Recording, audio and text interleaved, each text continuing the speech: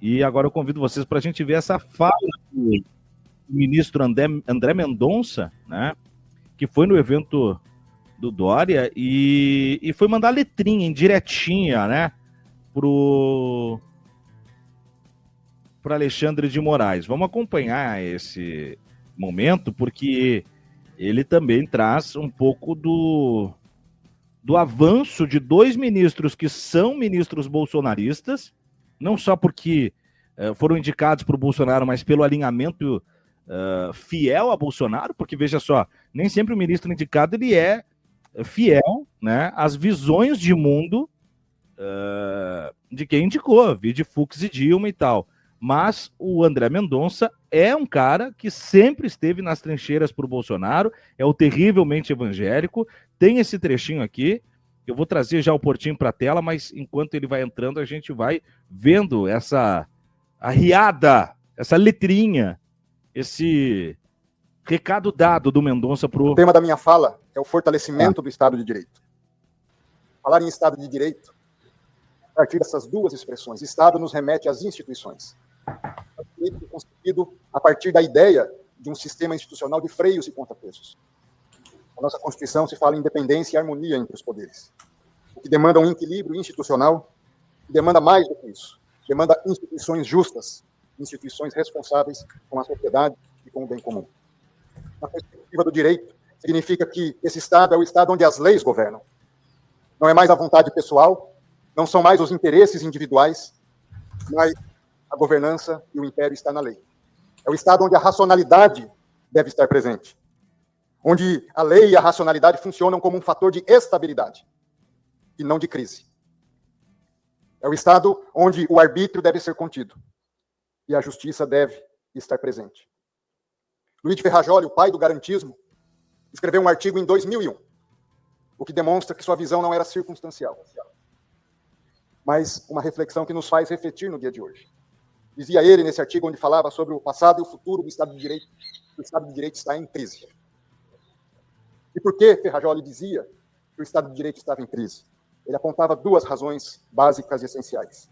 Em primeiro lugar, um colapso da capacidade reguladora da lei. Em segundo lugar, um retorno ao papel criativo da jurisdição. São essas duas razões que ele aponta. À luz da segunda razão, ele fala em uma discricionariedade judiciária ou, abro aspas, em juízes desordenados. À luz da primeira razão, a capacidade reguladora da lei, ele fala em legisladores desordenados.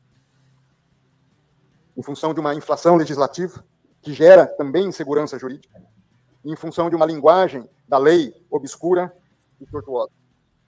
Não é sem razão que, diante desse Estado de Direito em crise, Ferrajoli fala em um Estado de Direito fraco, débil, e em um Estado de Direito forte.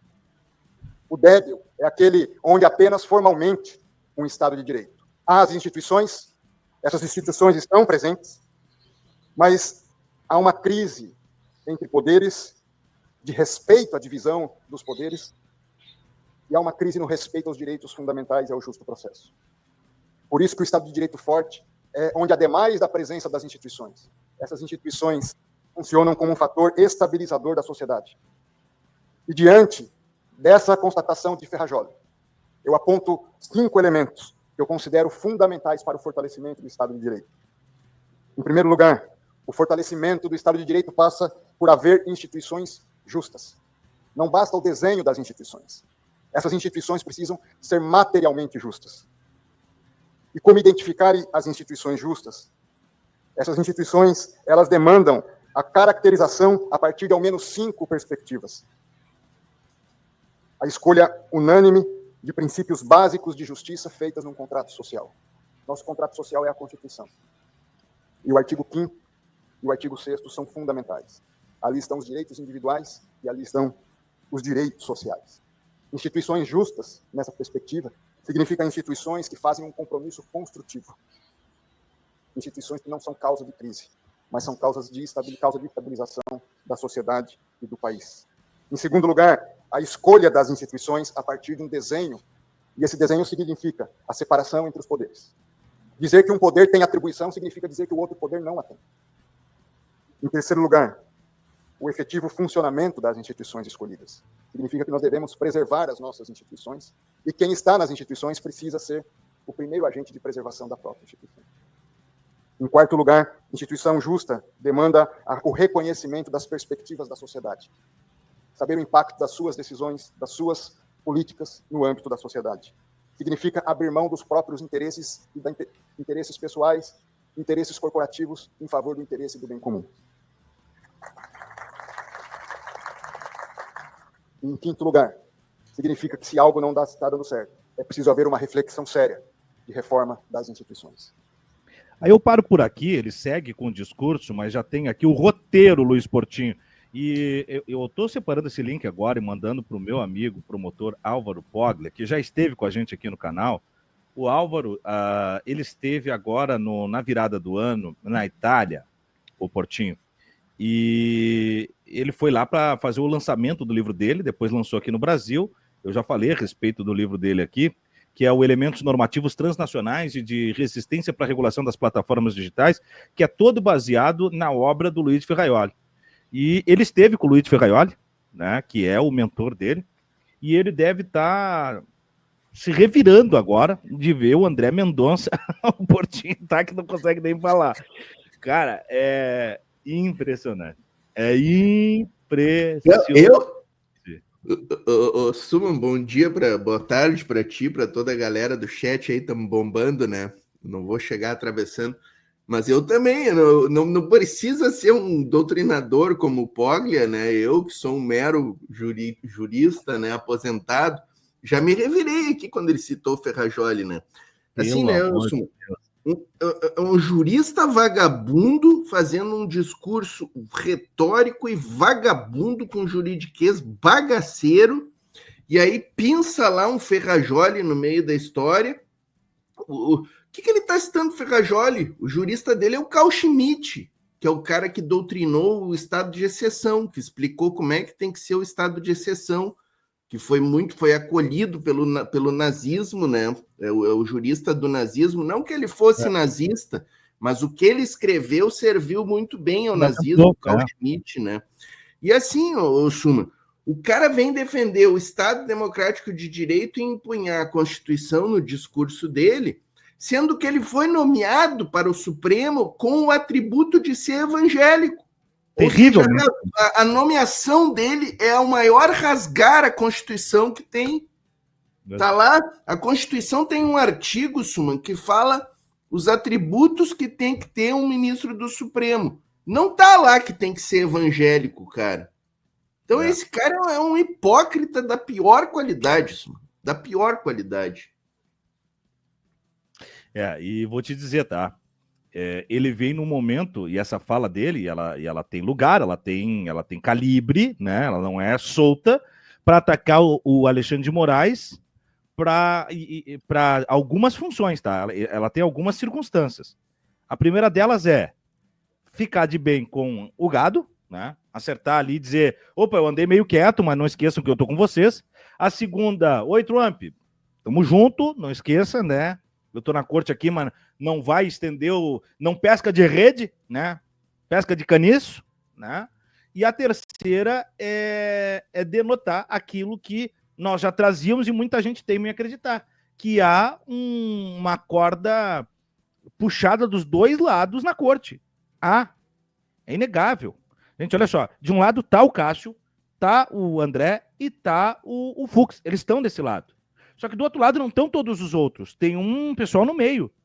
A ver, por exemplo, a troca de mensagens do Bolsonaro com o filho. E ele diz o que sobre o Gilmar Mendes? Não toca no Gilmar. Não é porque o Gilmar tá com ele, né? Mas é melhor não mexer com o Gilmar. Porque o Gilmar, pelo menos, não estava indo pra guerra e batendo nele como um Alexandre de Moraes. A Carmen Lúcia não tem declarações contra o Bolsonaro ou contra tudo isso que está acontecendo. O Barroso, todo mundo disse assim, o Barroso reabriu os trabalhos do segundo semestre na corte defendendo Moraes. Eu rodei o vídeo aqui, ele não defendeu o Alexandre de Moraes, gente. Ele defendeu o Estado de Direito e fez uma linha do tempo que parecia que voltava lá nos Homens das Cavernas, né? E aí, porque o Rousseau, porque o Hobbes, porque a mãe do Badanha, não, para. Tá? Quem foi um pouco mais aí foi o Gilmar Mendes, que aí nominou, e ponto. o Flávio Dino vem à baila trazendo isso aí. Então, quer dizer, tem 50 tons de juízes ali e é tudo muito arriscado. Não é jogo jogado para setembro, não, Potinho. Não, nós temos agora, Suman, eu acho que para setembro é quase jogo jogado, Suman. Eu discordo de ti, acho que vamos ganhar de pelo menos 4-1, tá garantido. Mas não. Tudo bem. A vitória sim, mas não necessariamente setembro. Eu acho que hoje tá difícil do Mendonça pedir vistas. Eu acho que tá difícil. Mas e se ele pede? Desculpe, o Fux. Mas e se ele pede? E se ele pede? Não, é assim, né, Suman? Tirando de setembro, eu não sei não se a guerra não é tirada a primeira turma. Importante a gente lembrar, né, Elsuman, que o Barroso lavajatista está saindo da presidência, mas está ficando no lugar dele o Fachin, que é lavajatista também, né? Vamos lembrar tudo que o Fachin fez ali, a manobra que ele tentou fazer para não libertar o Lula, né? Não deu certo a manobra dele, mas ele tentou fazer uma manobra ali diversionista para que não fossem plenamente anulados os processos do Lula quando ele viu que a corrente era muito forte para anular e declarar o Moro parcial. Ele tentou, para quem não lembra, uma manobra para que o juízo do Moro, o juízo de Curitiba, fosse declarado incompetente. E com isso não iria ao julgamento a imparcialidade do Moro, a parcialidade do Moro. Ele tentou essa manobra e não colou na época. Inclusive deu muita briga ali com o Gilmar, com os outros ministros, né? O Gilmar Mendes, por que o Bolsonaro não quer que vá para cima dele? Porque eles sabem que o Gilmar Mendes é um garantista. Juridicamente, ele tem essa formação garantista. O que é o garantista? É o cara que vai aplicar a lei com rigor e defender as garantias do indivíduo condenar alguém quando a condenação for absolutamente necessária e com elementos totais nos autos. Então, mesmo no caso do Bolsonaro, que existem esses elementos, eles ainda nutrem ali uma esperança de que o Gilmar pode ser uma barca interessante para nós. Então, tem tudo isso, e tu tem toda a razão. O Supremo não é hoje, Suman, que tem ali uma divergência interna. Eu sempre digo que o Supremo é um órgão extremamente político. Ele é um órgão político. Vamos parar com essa história de que é técnico jurídico. Não é político. Ali está representada um momento histórico da sociedade. A gente tem 11 ministros ali que cada um foi nomeado num determinado momento histórico da sociedade. Não é à toa que quando o Brasil se redemocratizou, entre aspas, né? Eu acho que até hoje não se redemocratizou plenamente, mas, enfim, quando a gente formalmente se livrou da ditadura em 85, gente, nós tínhamos um Supremo com 11 ministros nomeados pela ditadura. E eles ficaram ali durante algumas décadas. Nos anos 90, Suman, a grande referência da Suprema Corte era o ministro Moreira Alves, que era o cara da ditadura, o jurista da ditadura. E nos anos 90, o Fernando Henrique já estava governando, nós já tínhamos ultrapassado Sarney, Collor, e o Moreira Alves estava ali cantando como se fosse o grande jurista nacional mesmo. E, assim, elogiado por todo mundo que já vivia, teoricamente, numa democracia, né? Então, é disso que eu estou falando aqui. Nós vamos carregar o Mendoncinha e o Cássio com K até daqui a, 20 anos nós vamos estar com eles aí fazendo política lá dentro. E faz parte. Eu não estou aqui dizendo que isso é um absurdo, faz parte do nosso jogo constitucional ter essa disputa ali dentro do Supremo. O que a gente precisa? Continuar elegendo governos do nosso campo e lutar muito para quando houver a indicação dos ministros, para que prevaleça o nosso campo. Eu e o Suman, semana passada nós falamos que queríamos o Pedro Serrano lá dentro. Né? É disso que se trata, porque a gente viu o problema que é tu botar... Quem é que botou lá dentro o Fux, a Carmen Lúcia, o lavajatista Fachin, o lavajatista Barroso, fomos nós. Foi a Dilma e o Lula que botaram eles lá dentro. Então é disso que se trata, pessoal. Não vamos... E é por isso que a gente sempre diz, né? Não vamos nos iludir com o Supremo. Não vamos nos iludir. Agora eles estão fazendo um jogo que nos favorece. O Xandão está atuando de uma forma que é interessante para nós. Provavelmente eles condenarão o Bolsonaro e os generais golpistas agora em setembro, mas sem ilusões com eles. Eu fecho totalmente, e quando você diz, né, na renovação de governo progressista, veja o poder que nós temos na mão de uma reeleição do Lula. Não é só manter o executivo sob a égide da democracia, porque é isso que está em jogo hoje, mas é você levar para o poder judiciário mais 3 cadeiras, e potencialmente 4, se de fato o Barroso pendurar as chuteiras. Ele já negou, né? Diz que não é o caso e tal. Eu não sei se de repente ele não está querendo botar uma água morna agora que está tensionado, mas ali depois, quer saber uma coisa? Pendura o chapéu, né? Não, e assim, Suman, é importante o pessoal entender isso aí, né? Um governo progressista, ele oxigena todas as instituições, ele vai oxigenando. Não é só o Supremo que o presidente da República nomeia, ele nomeia os ministros do STJ, que decide muita questão importante, dos 5 tribunais regionais federais, que vão decidir todas as questões de funcionalismo, questões de atribuição federal, questões importantes do meio ambiente. Tu imagina as questões de meio ambiente sendo decididas por desembargadores indicados pelo Lula e pelo Bolsonaro. Tu imagina a diferença que dá isso aí nos julgamentos, né? Você falou em oxigênio, Potinho. Quer mais oxigênio do que o Tribunal Militar com a primeira mulher como representante jurídica? Exatamente. Então, quer dizer, é o que você falou. As instituições passam por uma repaginação. E isso não é de 4 em 4 anos. Não, governo, erramos aqui no voto agora, Bolsonaro, daqui a 4 anos a gente corrige. É o que você falou, 4 anos nos deu o Cássio Nunes Marques, nos deu o André Mendonça por mais 20 e 30. Né? Então, quer dizer, é um efeito colateral drástico. Daí você diz assim, mas são só 2. Sim. Aí faz o seguinte agora, deixa entrar o Tarcísio tem mais 3. Com esses 2 aí são 5. Com os barra de sabão ali que você citou, os lavajatistas, são mais 7, 8, de 11. E mais, quando você falou dos lavajatistas, eu fiz um outro nome, tá? E eu vou ser sincero, hoje o único, ao meu ver, o único ministro acertado do STF indicado pelos governos do PT é o Flávio Dino. Eu não coloco nem o Zanin nessa lista. O Zanin teve votos muito tortos, muito tortos. Mas o Zanin tá contra o Bolsonaro. Eu insisto, gente, é que não tem como. O cara, ele tem que fugir do razoável e ser um filhote de ditadura para não querer condenar esses caras. Ele tem que ser um cara que corra o risco ou que esteja aliado aos caras. Não tem outra resposta. Agora, nos votos todos do Zanin durante o ano passado, ele esteve mais próximo dos caras do que da gente. O Zanin foi uma indicação muito equivocada do Lula. Muito equivocada. Ainda mais que tinha o histórico do Fux, da Carmen Lúcia, da Rosa Weber. Tinha todos esses paradigmas aí para ver que, olha, não posso errar de novo. E foi lá e botou o Zanin.